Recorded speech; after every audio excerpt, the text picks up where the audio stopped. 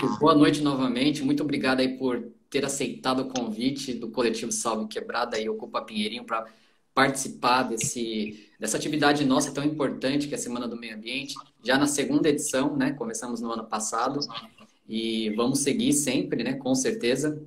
Essa semana aí que é considerada a Semana Mundial do Meio Ambiente, né? Porque do dia 5 de junho é o Dia Mundial do Meio Ambiente e a gente traz questões aí importantes dentro do nosso território também para falar para os nossos seguidores, para a nossa quebrada também, né?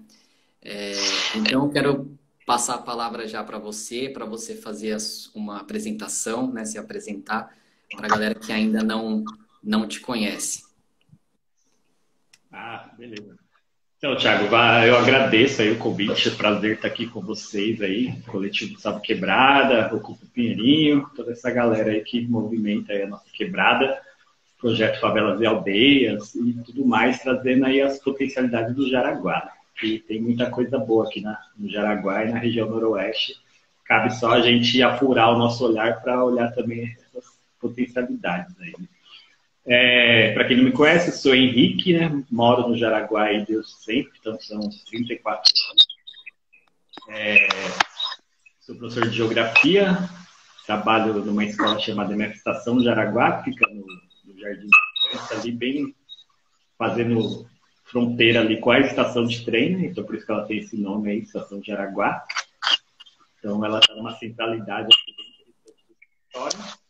E também faço aí o mestrado em Geografia na USP, estudando aqui o nosso território, o chamado Território de Interesse da Cultura e da Paisagem, que a gente vê essa região da cidade aqui de forma integrada, né? Pensando aí na educação, o ambiente, a cultura, o patrimônio material, patrimônio imaterial, tudo isso que tem aqui na nossa região e que a gente pode potencializar para gerar renda, para gerar um desenvolvimento sustentável para a nossa região, para quem mora aqui há muito tempo e para quem vem aqui morar recentemente.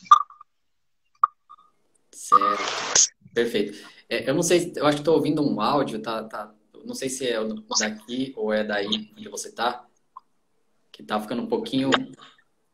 Espera aí, deixa eu ver. Eu vou fechar aqui. Será que é aqui? E agora? Acho que está saindo um pouquinho ainda, mas eu acho que dá para ouvir. Acho que dá para ouvir, tranquilo. Obrigado. Não sei se eu pôr o fone, será que melhora? Pode ser que sim, viu? Eu vou fazer o mesmo. Que aí fica os dois iguais aqui.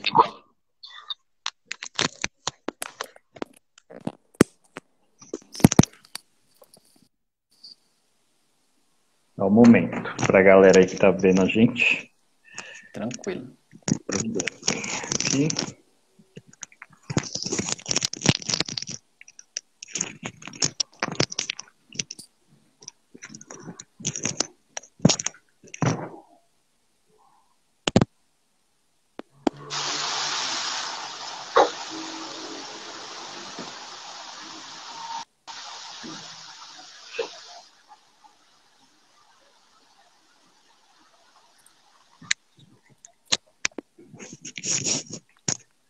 Aí agora sim.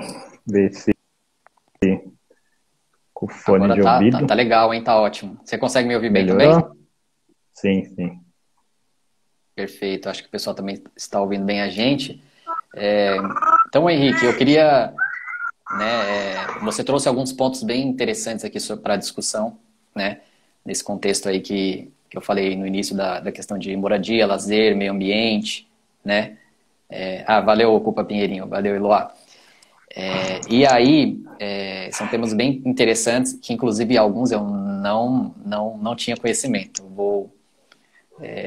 Não tinha nenhum conhecimento mesmo, né?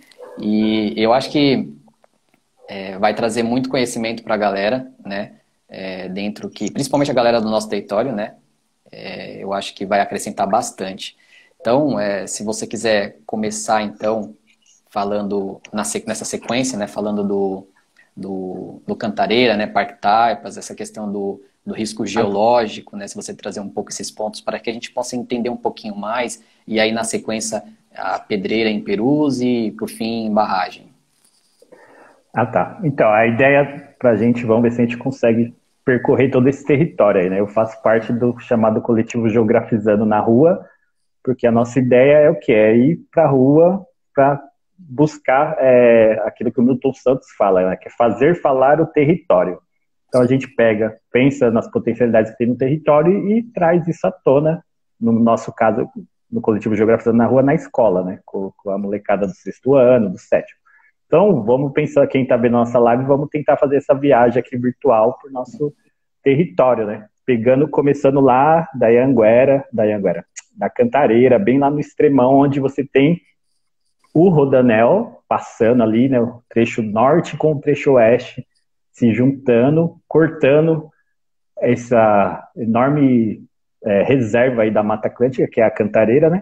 E aí você tem, por exemplo, um risco que ocorre ali na questão do Parque Taipas, aquela região que é uma área que você tem um certo risco geológico de questão de deslizamento, questão de, principalmente na época das chuvas, né, janeiro, fevereiro. Então, é um local que, as pessoas que moram ali acabam correndo esse risco. Então, seria interessante um diálogo do poder público com a galera que mora ali, e na constituição de um parque, que isso está previsto, né? Um parque ali naquela região, seria o Parque Taipas, um parque, no caso aí, acho que seria estadual, né? Porque ele vai ultrapassar um pouco também para as outras cidades ali.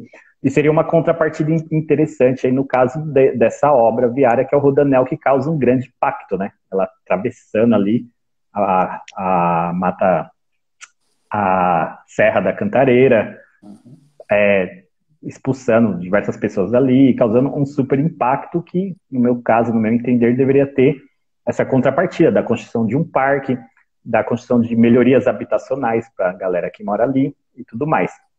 Então, para a gente ir entendendo e encaminhando essa questão dessa chave de moradia e os impactos ambientais e o meio ambiente, como que a gente pode dialogar, né, em relação a isso. Pensando também nessa questão de impacto, a gente tem a pedreira da Riuma ali, né, que a gente vê aquele rasgo, aquele corte ali, né, na Serra da Cantareira, para geração aí de calcário e tudo mais, e você tem barragem ali. É diferente da barragem lá de Mariana e de Brumadinho, que estouraram, mas há um pequeno risco ali também aos rejeitos da mineração, né, que impacta aí o meio ambiente da nossa região. E até na época que teve a questão de Brumadinho, isso ficou mais patente, assim, né? Uhum. E aí você tem estudos que, por exemplo, se essa barragem se rompesse, ela poderia afetar um bairro ali de Perus, descendo até a estação de trem ali, esses rejeitos, né? Então é importante que tenha uma monitoração, né, por parte do poder público, participação popular, para entender isso aí também. É outro impacto de... Então, o que a gente está pensando aqui? É um uso corporativo do território. Você tem o Rodanel impactando, você tem essas barragens, a Riuma também, impactando ali na questão da barragem. Então, é interessante a gente pensar essa questão do meio ambiente, esses impactos desses empreendimentos. Futuramente, a gente vai ter o Nesp também, que é outro grande empreendimento, né, que atinge aqui a nossa região. E aí, é importante que tenha contrapartidas, que a gente vai desenvolver um pouco mais aqui para frente, em relação a outras demandas que a gente tem para pensar o potencial que tem essa região, de você ter lazer periférico, você ter novos parques, etc. Sim, sim. Você trazendo esses pontos já da Cantareira, né, desse risco geológico, a gente já começa só nesse ponto que você levantou, a gente começa também a entender, né, e a destacar também a luta por moradia, né, principalmente dessas famílias, né, que estão bem próximas a esse risco geológico que você diz, que você traz em caso de deslizamentos ali na Cantareira, né? E também essa questão, esse outro ponto que você trouxe sobre os rejeitos, né, que também impacta muito no meio ambiente local, né? Então são alguns pontos que a gente já consegue destacar dentro desse contexto Cantareira, né?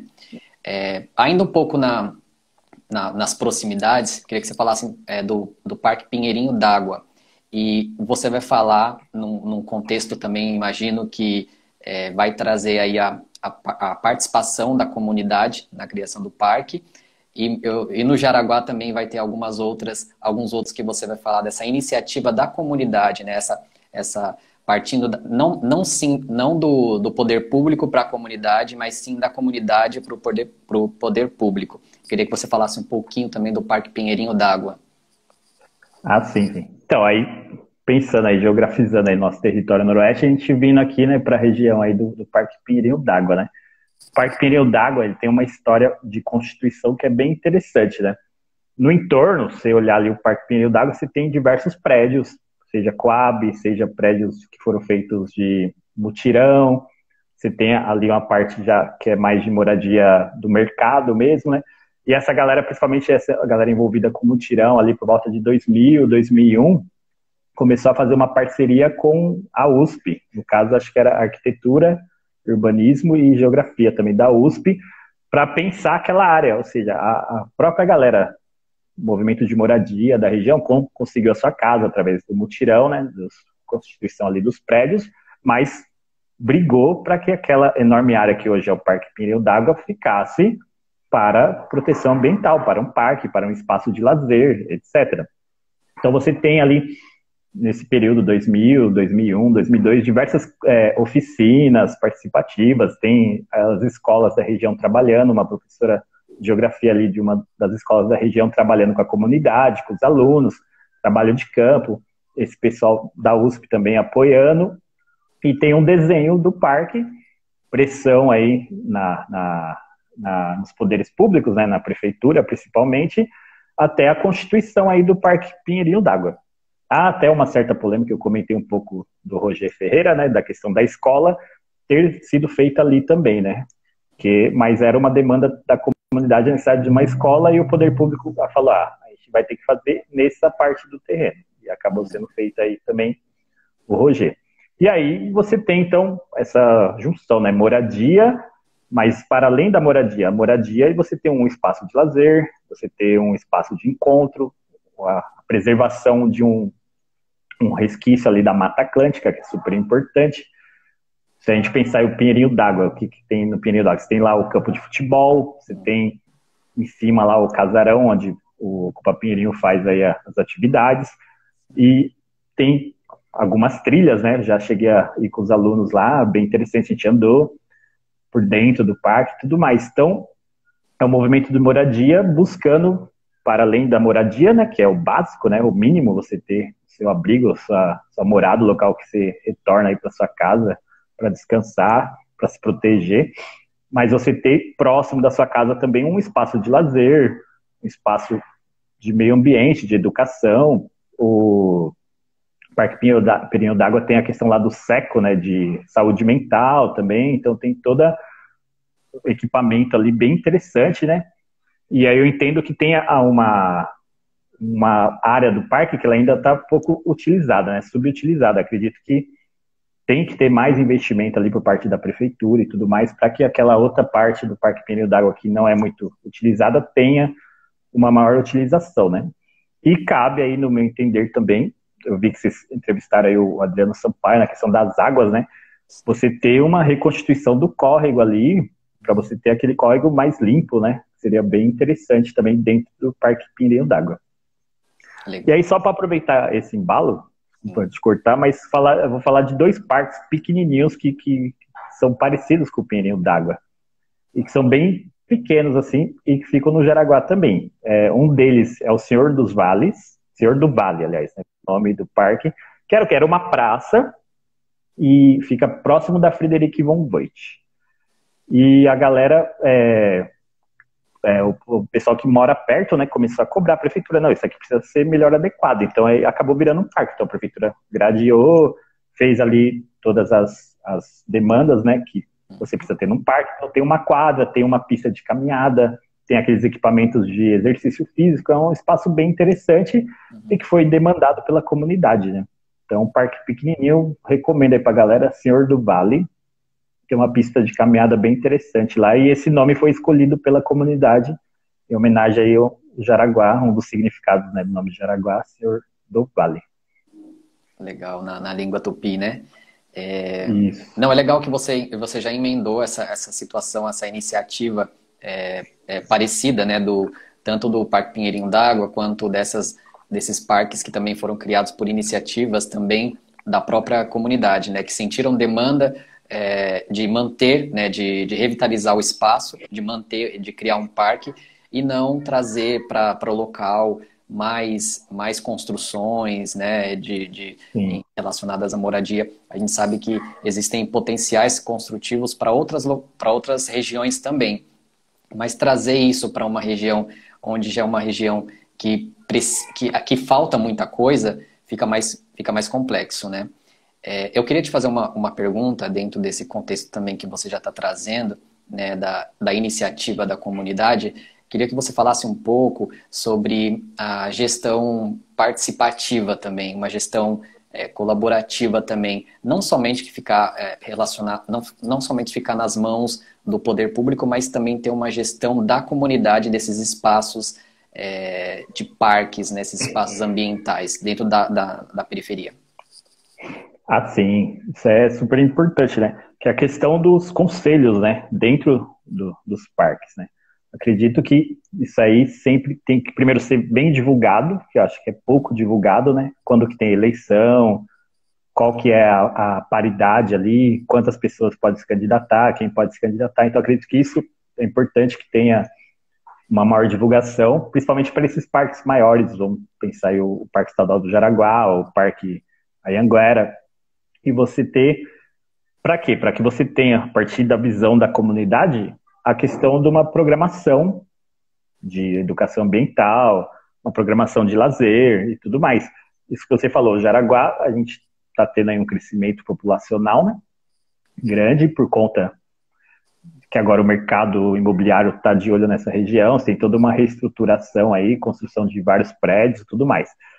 E aí, consequentemente, você vai ter uma demanda maior por espaços de lazer, por espaços de cultura, etc. Então é importante ampliar a participação e criar uma programação que parta da visão da comunidade, né? Não só vindo de fora e tudo mais. Então, a questão da participação popular é super importante, né?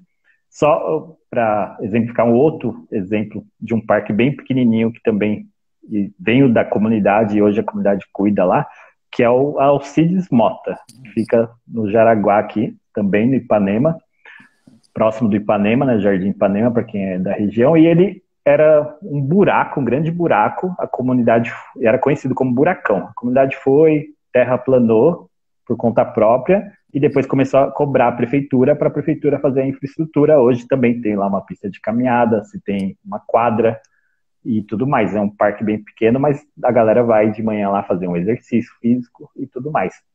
Então é isso aí que você colocou, né? A importância da participação da comunidade e da gestão dos espaços.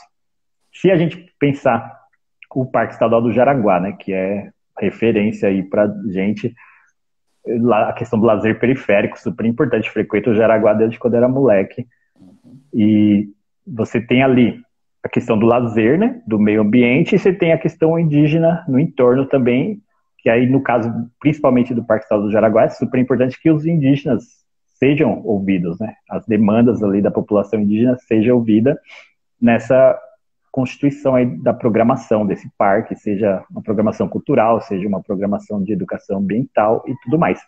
E aí acho que é super importante a gente pensar nessa perspectiva de uso do espaço, né? Eu não penso numa perspectiva de uma preservação fechada, assim, né? Não pode ter churrasco aqui no parque, não pode ter festa, não pode ter nada. Não, acho que tem que ter um uso e através do uso, desse potencial do uso, você aproveitar para trazer educação ambiental, a questão da preservação, de você entender, né, que aqui é uma área de proteção da Mata Atlântica, é um restinho que resta aí da Mata Atlântica, desde quando os portugueses invadiram aqui, resta 7%, e a gente tem o privilégio de ter boa parte desse 7% aqui no nosso território, né? Então, através do uso, você trazer as questões de conservação, de proteção do meio ambiente e tudo mais. Eu vejo nessa perspectiva, né? Legal. Tem a questão da privatização também, né, que foi muito falado, e ela impacta justamente nessa questão que você trouxe, de, por exemplo, de impedir tais situações, né, do cotidiano dos moradores da periferia, de utilizar no parque, né, como, por exemplo, fazer o churrasco, né, e tantas outras, né. Então, a privatização, por exemplo, ela dizem que não, né? Eles sempre dizem que não, mas ela barra muito isso, né? Assim, a gente tem que entender que quando privatiza a gente está pagando duas vezes, porque a gente já paga o imposto indiretamente, principalmente nós da periferia, que é o imposto sobre o consumo. Então, quando você vai no mercado lá, pega a notinha do mercado e olha que agora é lei, então tá lá, imposto estadual, tanto por cento, imposto federal, tanto por cento. A notinha do supermercado vai mostrar quanto você pagou de imposto. Cabe esse imposto voltar. Então, a questão da privatização, ela cria uma seleção, né? Então, se você não tiver ali os 50 ou 100 reais para reservar a churrasqueira no parque estadual, você não vai poder fazer a sua festa e tudo mais.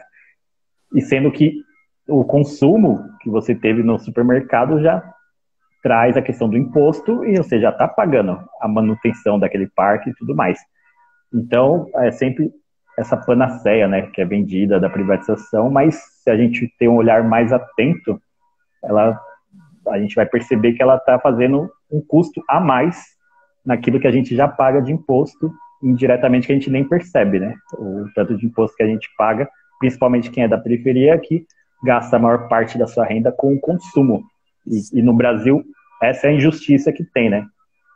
Renda e patrimônio é muito pouco tributado. Então, os bilionários que ganham muito dinheiro, eles pagam proporcionalmente muito pouco imposto.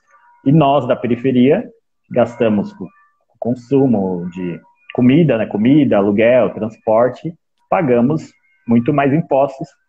Então, cabe que o serviço venha para a gente. Então, essa questão da privatização é um engodo que nos vende, porque eles precarizam, né?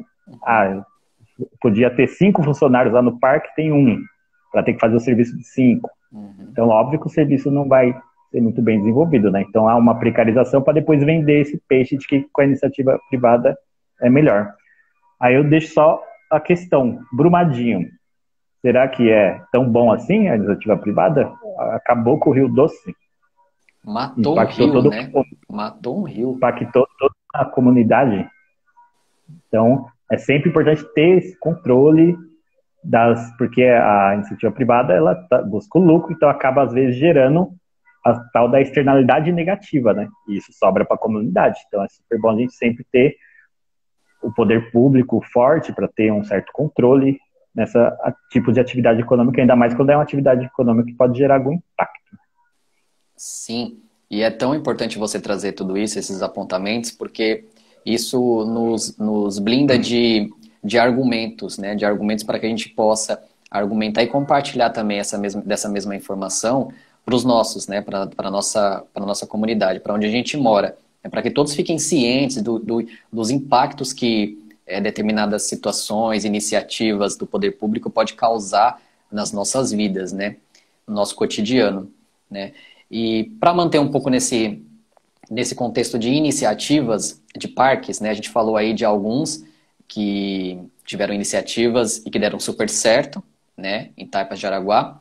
E vamos falar de alguns que estão começando a ter algumas novas iniciativas. Queria que a gente falasse um pouquinho do Centro Ecológico Iarutã, que foi um movimento que aconteceu no início do ano passado, né, por meio de uma ocupação dos Guarani num terreno próximo de uma das aldeias, né, próximo do território Guarani, aqui no Jaraguá, que em situação de uma ideia de construção, né, da construtora Tenda, de derrubar, né, um espaço ali com árvores nativas para a construção ali de um empreendimento, né, de moradia, né? Você acompanhou também isso, né? Você esteve lá e tudo mais. Queria que você trazesse um pouquinho dessa vivência também em alguns desses momentos, né? E falasse um pouquinho também desse impacto, né? Desse impacto que poderia trazer, né? Que pode trazer, porque ainda está sendo discutido isso ainda no Ministério Público e tudo mais, a construção de um empreendimento como o da Tenda, que ela pretende trazer para o Jaraguá, para aquele espaço ali. Sim. Então, vamos pensar um pouco numa perspectiva, assim, de uso do território, né? Então, a gente pode ter o uso corporativo do território e a gente tem o território como abrigo, né? que isso é o professor Milton Santos, aí um geógrafo bem importante que coloca, né? Então, o uso corporativo, a gente comentou aqui o Rodanel, a gente comentou a questão aí da barragem, né, da questão da mineração, né, e a gente tem essa questão da produção de moradia por parte do mercado imobiliário, né? Ok, faz parte da construção da cidade e tudo mais ter, no sistema que a gente vive, esse tipo de ação do mercado imobiliário, né? A questão específica aí é que ela afeta diversas questões, né? Primeiro, você já colocou, não respeita uma comunidade originária que está ali no seu território, que vai ter um impacto próximo do seu território, inclusive a questão do preconceito mesmo, pessoas escrevendo que não, tem que construir mesmo aí, que não existe índio e tudo mais. Isso ficou claro, né, naquele processo lá, e isso foi feito, pessoas escrevendo assim no Facebook, né? E aí a gente tem que pensar, então, vamos pensar enquanto cidadão da periferia, né? O que é mais interessante naquele espaço específico ali onde os guaranis estão demandando o centro ecológico, né? Você ter mais um espaço de lazer, espaço de educação ambiental por parte de quem melhor protege o meio ambiente, que são os povos originários, ou você ter a construção de 11 torres, né, que é um projeto bem grande, ali 11 torres, gerando um impacto ambiental fenomenal, né? Você vai ter, com certeza, a questão de enchente, porque você vai estar impermeabilizando o solo, né? Questão do trânsito naquela região, impactando a comunidade guarani. É só ver como que é a situação. A ideia ali, aquela rua que passa ali, né? Em frente à aldeia, o certo, há um projeto que ela deveria ser fechada, né? Para proteção da aldeia. E aí o trânsito ser desviado por outro lugar. E aí fica a questão seguinte, também de o impacto naquilo que a gente chama de zona de amortecimento do parque, né? Que é o Parque Estadual do Jaraguá. Então você tem várias questões que colocam em xeque esse empreendimento da tenda, apesar daquela região que a tenda está reivindicando, né, ser demarcada como ZEIS, que fala, né, que ZEIS é Zona Especial de Interesse Social, então é onde você pode construir moradia. Mas aí a gente não pode ter essa oposição à moradia e meio ambiente. A gente acabou de trazer, por exemplo, o exemplo aí do Parque Pneu d'Água, né, é uma demanda de movimento de moradia, o Parque Pneu d'Água. Agora ali, a produção da tenda é para o mercado, ela fala que é para baixa renda, mas a pessoa vai ter que ter no mínimo 3 salários mínimos de renda, construção familiar, para ter acesso a esse financiamento, que inclusive está em xeque agora, né? O movimento, Minha Casa Minha Vida, que agora se chama Casa Verde e Amarela, né? Que é financiamento. O atual governo federal, ele cortou essa faixa de renda aí, 0 a 3. Então você tem a questão do acesso ao financiamento muito precário, né? E aí, por fim, há vários instrumentos urbanísticos que a prefeitura pode usar, que está na lei, para beneficiar, para negociar com a tenda, para que ela construa em outro lugar. Então, por exemplo, tem um tal do potencial, transferência de potencial construtivo. Isso. Que é o quê? A tenda tem outro terreno, a prefeitura pode falar, nesse outro terreno você vai poder construir 3 vezes mais. Mas aqui vai ser o centro ecológico. Pronto, está resolvida aí a questão. Você não vai gerar um problema social, que é o puta do impacto que esses empreendimentos gerariam ali na região, e a questão imobiliária, a questão corporativa da tenda está resolvida aí com um potencial construtivo maior em outro lugar, onde ela vai poder obter seu lucro aí em relação aos seus financiadores, né? E aí você respeita, e isso é interessante, né? Porque eu estava discutindo, vendo as audiências, né, do plano aí de metas da prefeitura, e a prefeitura deseja ter que a cidade de São Paulo tenha diversas ações globais, né, de visão global.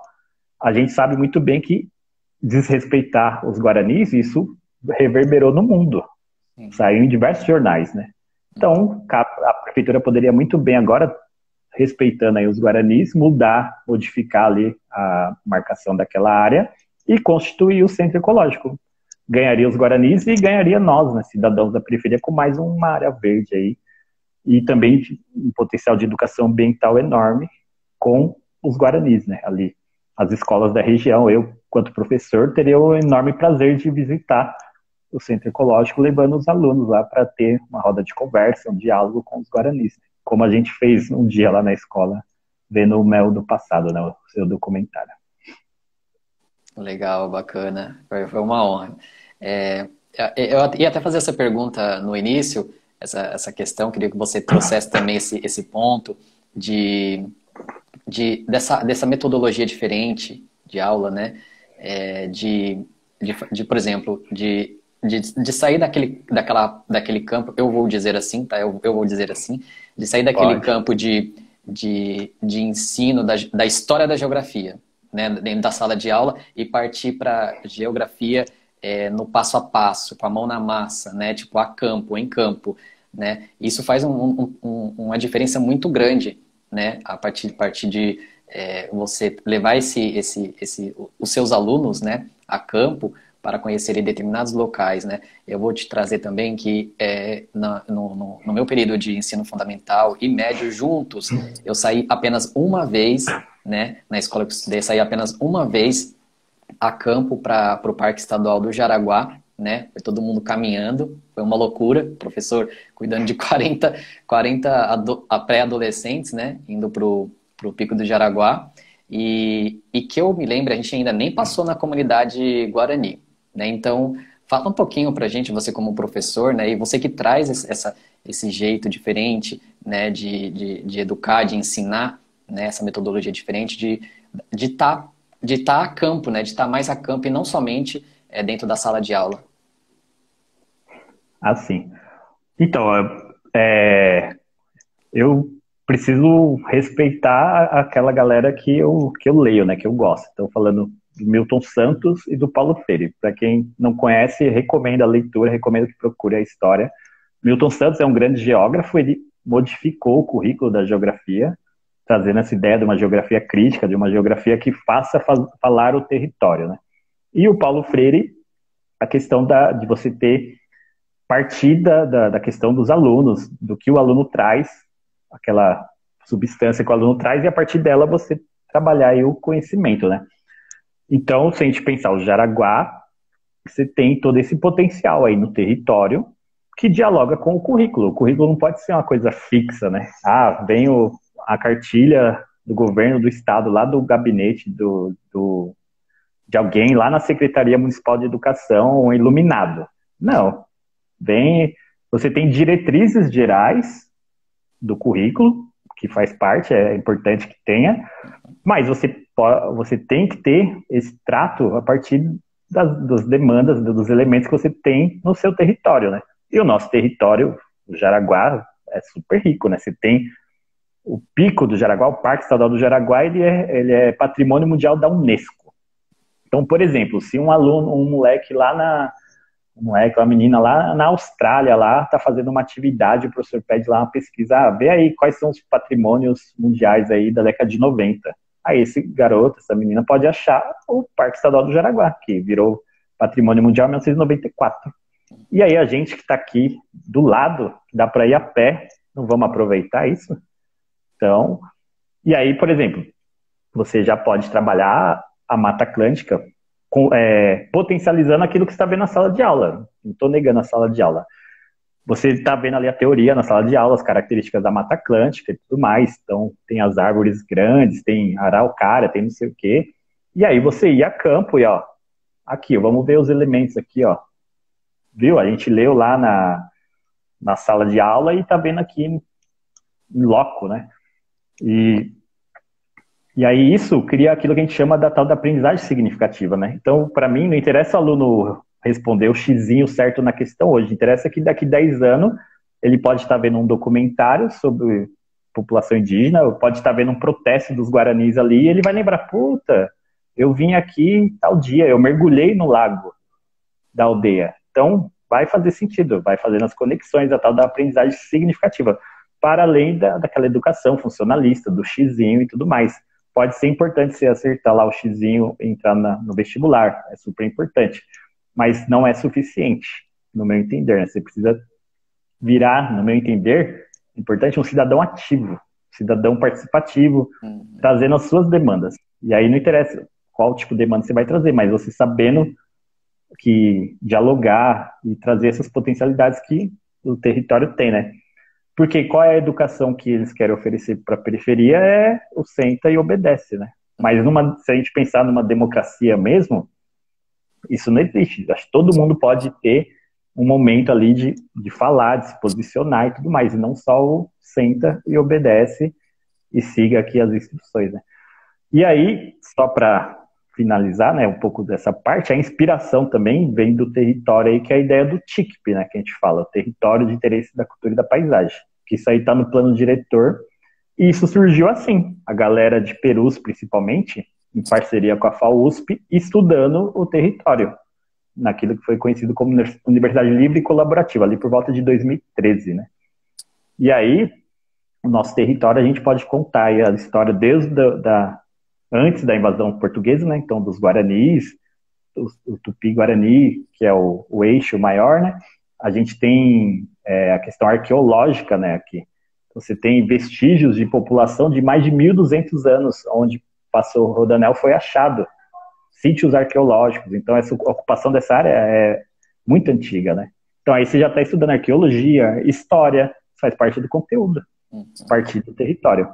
Vindo até, por exemplo, dando um salto aí na história, a questão do patrimônio, você tem aqui a estação Jaraguá, a estação de trem, que tem aquela característica da época do café, porque a Inglaterra que dominava, a Inglaterra que era a grande potência da época, século XIX, fez aqui essa estrada de ferro, né, hoje conhecida como Rubi, né, linha 7 Rubi, mas era a antiga Santos Jundiaí. Então aí você já está trabalhando a história, o desenvolvimento. Depois a gente pode falar da industrialização, a questão da Voit, por exemplo, que ela fez turbinas lá para Itaipu Binacional. Então o Jaraguá está dentro da industrialização do Brasil. A gente forneceu turbina para ser feita a energia elétrica lá na Itaipu Binacional e tudo mais. Então a gente sempre pensando o uso do nosso território, fazendo essas várias conexões. E aí, mais uma para finalizar, quando eu falei da questão do uso do território, né, inspirado, por exemplo, na luta do Chico Mendes também. Chico Mendes e os povos da floresta, né, que eles tinham essa perspectiva de quem é que protege lá a Amazônia? Somos nós, os seringueiros, os indígenas, porque a gente sabe quando a gente pode derrubar a árvore, tirar ali alguma coisa, porque tem o ciclo dela, né? Não é essa coisa predatória do passa o trator, derruba tudo, faz o que foi feito pela tenda, derrubando árvores de mais de 50 anos, né? Para depois construir ali uma árvorezinha meia folha e falar que isso é renovação ambiental, e não é, né? Então, é isso, várias questões aí e isso pode ser feito em qualquer matéria, viu? Cabe aí, claro, ao professor ter essa iniciativa de sair para o território sem medo de ser feliz, né? Geografizar aí na rua e usar as outras matérias também, né? Muito legal. Quero lembrar aqui o pessoal que está acompanhando a gente que pode mandar comentário, pode mandar pergunta aqui que o professor Henrique vai respondendo. Só para encerrar, Henrique, aquele bloco das iniciativas da comunidade, de parques, né? Daquelas que são potenciais também para acontecerem. A gente falou do Centro Ecológico Iaraitã, mas também tem o Parque Luta dos Queixadas, que eu queria que você falasse, e o Parque Arqueológico Canvas de Ouro. Isso. Então, pensando ali em Perus, né, próximo da estação de trem ali, se você pegando o trem indo de Perus até Caeiras, você consegue ver lá a fábrica de cimento, né?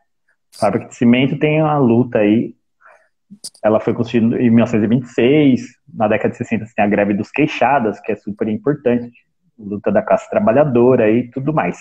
E aí, bem próximo daquele terreno está prevista a construção do Nesp, né? Que é o tal do entreposto aí, onde o CEAGESP vem para essa região, né? E há uma demanda da comunidade para que a área que é a fábrica de cimento, e que também tem uma vila operária ali, conhecida como Vila Triângulo, ela vire o chamado Parque Luta dos Queixadas. Então é uma demanda super interessante, porque se teria dentro desse Parque Luta dos Queixadas a questão da Universidade Livre Colaborativa, então produção de conhecimento a partir da visão da periferia. Isso é super importante, né? Então há essa proposta, inclusive a gente aí do movimento aqui, do movimento TICP, né? A gente colocou isso no plano de metas aí da prefeitura e espero que seja aceito, né, pela prefeitura para que tenha logo a constituição desse Parque Luta dos Queixadas. A outra proposta, o Parque Ecológico Cavas de Ouro, né? Cavas de Ouro é o quê? Era onde foi encontrado ouro, tipo uma caverninha lá, e você tem se identificado, principalmente no distrito de Anhanguera.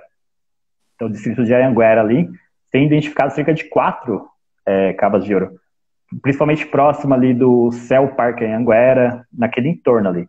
Então, aí você tem uma proposta de constituição desse parque das cavas de ouro, né? Para você entender, visitar, ter visitação, e entender esse momento histórico aí de extração do ouro e tudo mais, né?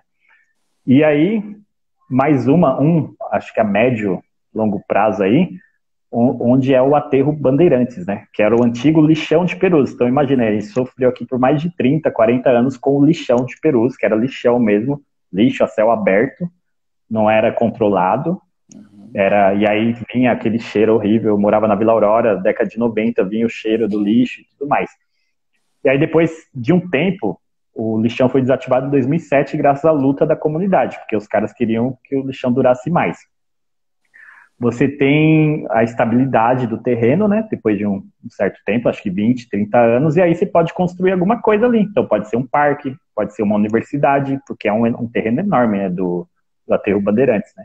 Então a gente teria aí pelo menos essas 3, mais o centro ecológico, né, 4 aí possibilidades de constituição de parques, ou também ligado à universidade, produção de conhecimento e tudo mais para a nossa região aí noroeste.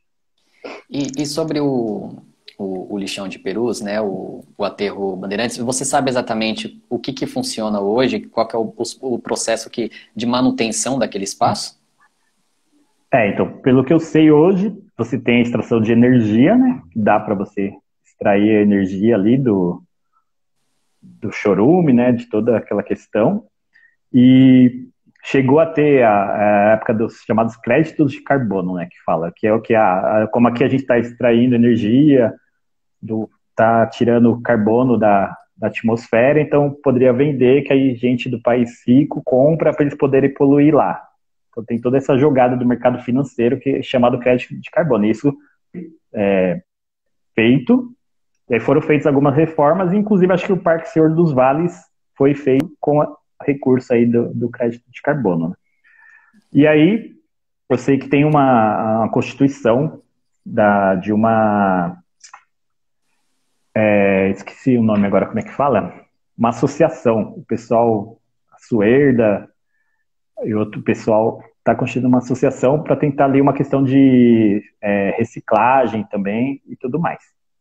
Eu tentei fazer uma visita lá com os alunos, mas aí eles me mandaram para o aterro de Caeiras. Acabei levando os alunos no aterro de Caeiras, não pude fazer a visita aqui, né? Mas seria interessante para entender um pouco esses processos, né? Como que é esse processo de extração de energia a partir daquilo do lixo que está aterrado ali, né? Sim, que vai se decompondo e aí eles vão extraindo ali o metano, o dióxido para para gerar essa energia. Legal. Sim, sim. Vamos falar então de um parque municipal, né, o Parque Anhanguera, né? Queria que você contasse um pouquinho desse potencial. Eu não tinha conhecido, eu conheci no ano passado, fiz uma visita lá, gostei bastante do parque, achei ele grande, achei ele os espaços bem aproveitados, né? E perto dele, não é dentro, né? Mas é perto dele ali mesmo na estrada de Perus, também tem uma unidade de tratamento de animais silvestres, né? Que é super importante, que recebe animais ali em estados ali críticos, né? E eles cuidam, né? Para depois devolver à natureza, né? Então isso também está super ligado à questão ambiental, né? Porque os animais compõem o meio ambiente também. Então eu queria que você falasse um pouquinho desse potencial que é o Parque Anhanguera. Sim, super importante. Se a gente pensar, o maior parque municipal da cidade de São Paulo é o Parque Anhanguera. Então está aqui do nosso lado, o nosso território, né? Então, primeiro, acho que seria importante ter a questão do acesso, né? A melhoria de acesso ao Parque Anhanguera é uma demanda que a gente levou também no plano de metas, porque, por exemplo, como que você consegue ir a pé dali, por exemplo, do centro de Perus até o parque? Você não tem calçamento, né? Não tem segurança. É inviável, porque você está colocando a sua segurança em risco, né? Então, essa questão do acesso, mesmo a pé, acho que seria importante ter calçamento, a adequação ali e tudo mais. E aí, você tem essa área que é a área de lazer, a área de caminhada também, que é super importante, o tal do lazer periférico que eu comentei aqui. Você tem a questão de um corredor, né, um corredor ecológico, pegando o Parque Estadual do Jaraguá, esse parque Anhanguera, a Serra da Cantareira, então tem uma conectividade para os animais, no caso, como não tem ligação terrestre, acaba sendo só os animais que voam, né? Mas você poderia ter a construção de ligações terrestres, por túneis, etc. Seria importante para criar esse corredor ecológico e a fauna dessa região poder circular, né, livremente. E por fim, isso que você colocou dos animais silvestres, né? Então, por exemplo, um animal é atropelado na rodovia Anhanguera ou na rodovia Bandeirantes, mas ele não morre.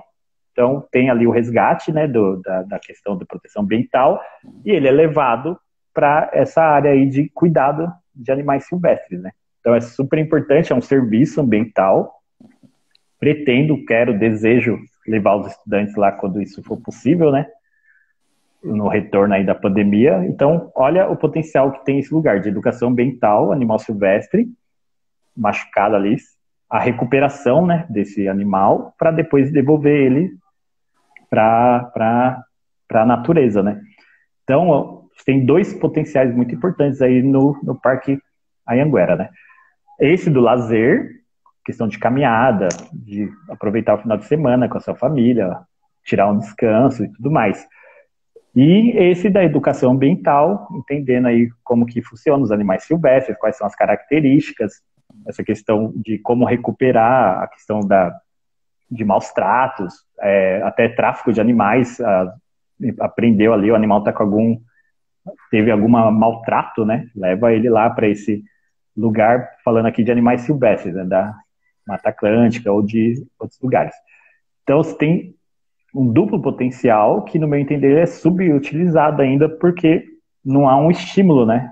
Aqui a gente frequente, por exemplo, eu fico pensando na logística, não tem, infelizmente, assim, um estímulo de, não, vamos ter um ônibus aqui disponibilizado para as escolas da região e visitar esse lugar aí de tratamento dos animais silvestres. Isso eu não vi em lugar nenhum. Então, se eu pretendo fazer isso, né, levar os alunos lá algum dia, eu vou ter que correr atrás dessa logística, tentar um transporte, ver se consegue ir de transporte público e por aí vai. Porque, infelizmente, não há muito esse interesse, né, de ter a educação ambiental e tudo mais. Muito bem, muito bem. Olha, eu acho que você falou tudo, hein? Falou tudo dentro desse tempo aí de 1 hora. Ficou faltando alguma coisa? Você quer acrescentar? Na verdade, tem muita coisa, né? Mas é que o tempo... Sempre tem, né? A gente fez um passeio aí pelo território para a gente entender um pouco esse potencial, olhando nessa perspectiva, né? De uso do território, mas o uso sustentável, o uso que gere renda para a nossa região, né? E que a gente tenha também o nosso espaço de lazer e aproveite, né? Então a gente tem muita coisa boa, muita coisa importante no nosso território. As aldeias guaranis. Tive a oportunidade de levar os alunos lá na Itacupé, eles deram um mergulho no lago da Itacupé. E é sensacional, né? Isso vai gerando o tal do aprendizado que a gente deseja, né? E acho que é isso, cabe a gente sempre ficar atento, né? Por exemplo, vai vir o Nesp, a gente pode tentar, participando das audiências públicas, trazer o recurso que esse Nesp, pelo impacto que ele gera, para que o recurso do impacto, né, dos danos que ele pode gerar, seja investido aí nessas demandas que a gente tem, né, nesses parques e tudo mais. Já pensou uma universidade ali em Perus, uma universidade ali onde é o Aterro Bandeirantes, pertinho de casa, do lado da nossa casa, a gente pode ir até a pé. É sensacional, né?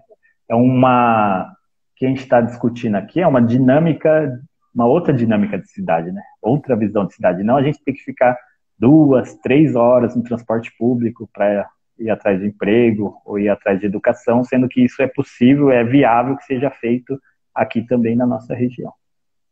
Perfeitamente. A gente geografizou o nosso território na perspectiva ambiental online hoje, hein? Foi muito bom. Tem um comentário aqui do Guetos 1, né? SP, ele diz assim que nosso território noroeste é muito rico, né? E é isso, né? É riquíssimo, né?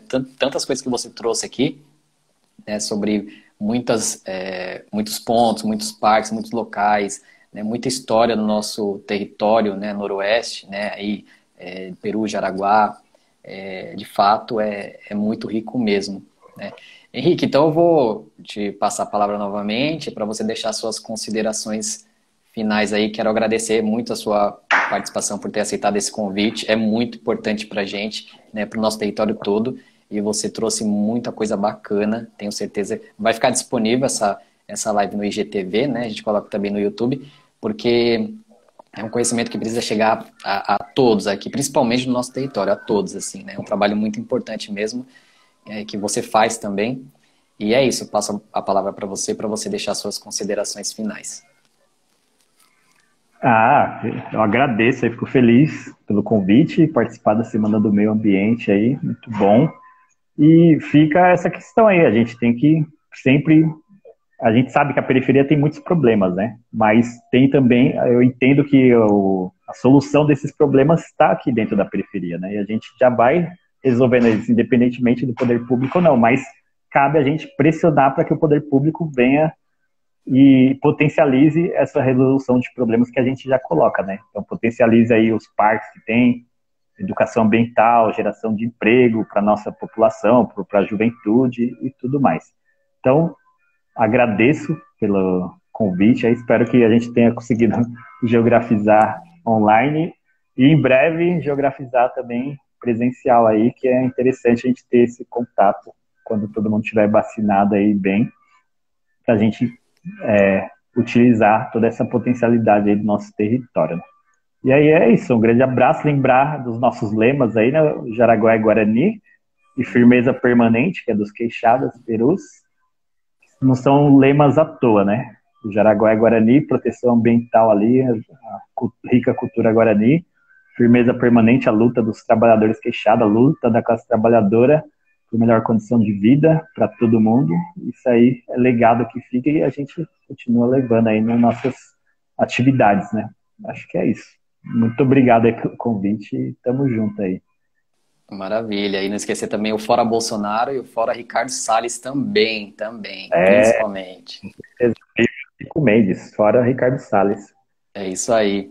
E é isso aí, Henrique. Muito obrigado. Eu quero agradecer também a todos que estiveram com a gente, né? Hoje o Henrique trouxe aqui muito conteúdo bacana pra gente.